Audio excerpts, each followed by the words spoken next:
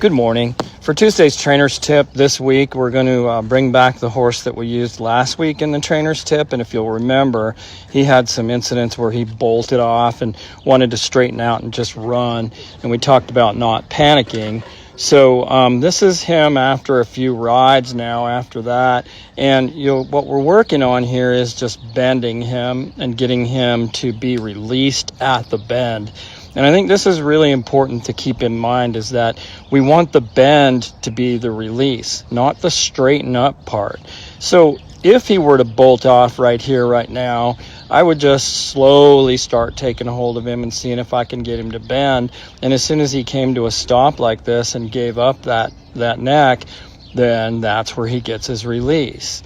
So we'll also take this from here and we'll ask him to sort of disengage his hindquarter a little bit. So we want to move that hip over, get him to step across.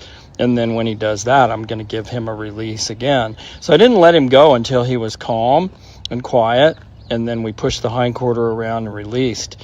So we're trying to get him to understand that when we bring that nose around, that's when he stops moving his feet until I ask him to disengage that hindquarter, like right there.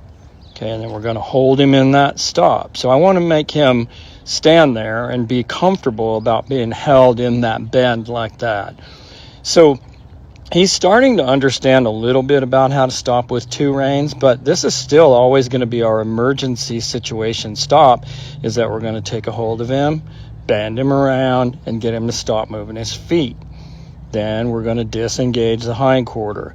So a horse can't buck, he can't run off, he can't rear up if he's disengaging that hindquarter and if he's soft in that neck.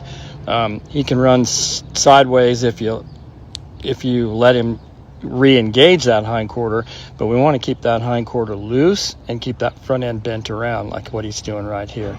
So that's Tuesday's trainer's tip.